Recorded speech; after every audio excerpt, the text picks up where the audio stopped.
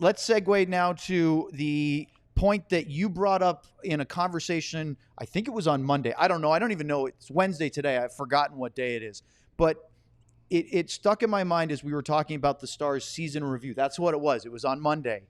Because short-term memory, first you thing to go. mentioned, yeah, it's a bad way to go already. You were talking about home versus road and how good the Stars were on the road. And part of the reason why is because they had 4 quality lines. You said 3 scoring lines. I like their 4th line because they kept using them. It wasn't like they were playing 5 minutes a night. They're not playing 20, but Pete DeBoer was using them all 4 and really being a matchup problem for other teams. So from a road perspective, they were really good. They weren't bad at home.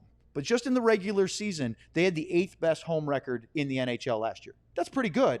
But they had the best road record. So they had a better record on the road. And when you look at the numbers in the playoffs, it was even more so than they did at home. Again, it's hard to be the best road team in the NHL. But here's the numbers right in front of you. My big concern, Luds, is you're playing in front of a great crowd at American Airlines Center. Yep. The building's hopping. The playoff atmosphere is second to none. Why can't they win more games? Why are they not in the 700-point percentage on home ice? Why are they so much better away from home? And I mean, you look at the way the numbers vet out. Fine on the home, but the away record is elite. Sometimes being good on the road can affect the way you play at home because you find things easier on the road. And when you get back home, you think it's going to be easier because you're in front of your fans. And it doesn't work out that way. And a lot of times it has to do with the length of the road trips. The first game back, usually after a long road trip, is always a tough one. If it's not that one, it's the next one. But I think it's comfortability. You come back to your own building, you feel good, you come off the road, you're feeling great, thinking, we can win on the road. We can just come home and we can win. Well, what happens as the season rolls along, your opponents are going, because they're looking at the same thing. And they're going, well, let's see. They're a really good road team, but when they come back home, that first game back isn't so good. So let's jump on them early. So I think it's kind of a double-edged sword. But, I mean, it's a good problem to have when you're better road record than at home. But, again, I think it even goes beyond the playing of it. I think it says a lot about your team. I think when you're good on the road, it means that you guys are a team and you do things together on the road, and you're not going to find 3 guys go to the restaurant here and 4 guys go for a beer over here. And we always had that. And that was part of why we would always go out of town with our teams in training camp. We would go to Colorado all the time. They'd take us to Banff or to Vail or something like that. And I remember Hitchcock and those guys talking about, here's why. When you guys come out of the rooms, we watch, or after a practice we watch, and there's 4 guys going that way, and there's 5 guys going that way, and there's 3 guys going that way. But after 3 days, we're starting to see 10 guys here and 8 guys there, and it just kind of brings you together. So I think what it's said about this group as a whole, not only what they do on the ice, but how tight they are off the ice. Sam, I had a real issue with the postseason numbers because, as we all talked about, it's so great that they were good at the road, is what Luddy was saying, because they kept losing game 1 at home in their playoff series. And you sit there, and I think the fans were feeling this angst of, what's the point of having the higher seed if you can't take care of business on home ice? They were 4-6 at American Airlines Center in the 2024 Stanley Cup playoffs, and they were 6-3 on the road. If they're 5-5, they might be in the Stanley Cup final. If they were 6-4, they're probably playing the Florida Panthers for the Cup. So, I mean, we looked at the numbers. Defensively, they're just better on the road.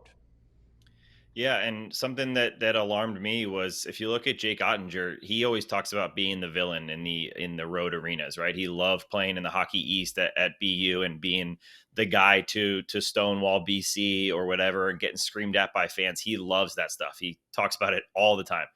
You look at his stats and it backs that up. He's a top 2 goalie, both regular season and playoffs on the road. We're talking 912 or above save percentage. You look at the opposite at home, he's sub 900 both regular season and playoffs. So obviously that's a big part of it. But if you watch the games, it's not like it's all Jake. I'm not talking about that he's letting in a couple soft goals every game, but it definitely feels different. It feels like they go on the road, especially in that playoff run. They were unbeatable. It felt like that was the team that everyone was saying the Stars are going to win the Cup. No, there's no way that Edmonton can stop them. That's the road team they're looking at.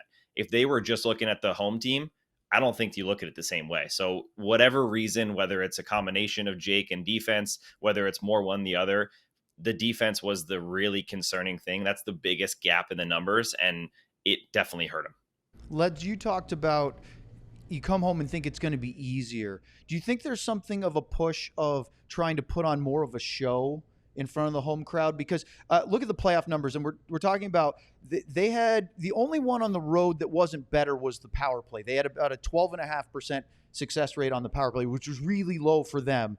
Their home power play was good, 24.1% in the playoffs. But the penalty kill, yikes, 57% at home and 81% on the road in the playoffs. And they gave up 10 more goals at home in 10 games than they did in 9 road games. Little loose. And you nailed it. And I was saying, I was going to think of that same thing when Sam was talking, is sometimes you come home and your fans are there and the music's there and all the hype driving to the game. And when you come in the room and you got people talking to you coming from your cars up, you don't lose focus, but you feel like you got to put on a little bit of a show. And, you know, you're thinking, because again, they have such great fans here in Dallas. The guys want to put some goals on the board. That's what they're looking for. And I think sometimes that happens. And when that happens, there's more cracks that open up going the other way. And next thing you know, your goaltenders are getting shots from where they wouldn't typically have shots, because when they're on the road, a little bit tighter. We're going to make sure we don't get behind, and we're going to play a tight game. We've got more bullets in our gun. Let's just be careful how we play and just play a little bit tighter to the vest. And so I think that's kind of what happens when you get, I think it's just natural. I think teams come home, whether it's regular season or playoffs, you just kind of want to do a little bit more at home. And it's kind of a trap you always fall into. And, you know, and again, it's that mindset and it's that leadership group that says, listen, we have success on the road because this is what our mindset is. The fans are the fans.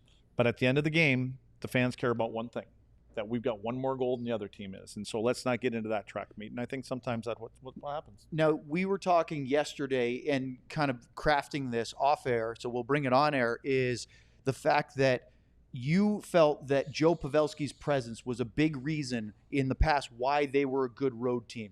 And I'll let you explain why you think that. I think that losing Pavelski will hurt, but I think they have enough guys up front to continue that 4-wave attack and be a matchup problem on the road. But you had told me that you were concerned with Pavelski's departure as he retires, that could affect their ability to be as good of a road team. Well, number one, the first thing I think of is Joe himself and his voice and his leadership abilities. I think that even with Jamie being around, you know, for so long, I think they've been looking for somebody for years. I mean, they tried to bring in Patrick Sharp, and, you know, they brought other players in here, and I thought that they were looking, it felt to me like they were looking for a little bit of help in the leadership role. Remember, they had Vern Fiddler as a leadership guy to help out when Jamie was young. Yeah. Jamie Benn is the captain. Jason Spezza came in. And see, that's where you got to be careful with guys like Jamie. It's the very same thing with Hatch. And they don't have to speak. They lead by the way they play. And I look at Jamie and I look at Hatch, and when Jamie's got that big hit early in the game, you go, oh, our captain's here. You know, and that kind of sets his tone. And Jamie's not a big Remember that play in the playoffs where he absolutely leveled Braden McNabb seconds after he had taken Stankoven off his feet? Jamie came across and cleanly, legally, and smoked him. Yeah. That, to me, that was the "oh, captain, my captain" moment in the playoffs. Yeah. For Jamie Benn. And so when it goes with Joe, it's the voice and it's the leadership and the calmness that he has in the different situations and the score and time and all of those kind of things. And I think he came in here respected. And it's not easy to be a guy that gets traded to a team and have a voice right away when you know you have a Sagan and a Ben and guys like that there. But I think Joe found the right spots to get in there. That's the one thing that I think missing Joe. The other thing is because that the way that the lines were set up. When that top line, whoever it was that night, wasn't working, there were two other lines that were clicking, and you could lean on those two, and you didn't have to overwork them. I mean, they can come out of games and play 15 to 17 minutes, and that doesn't typically happen with your top lines. You know, they're playing in the mid 20s, sometimes low 20 minutes, and these guys were fresh.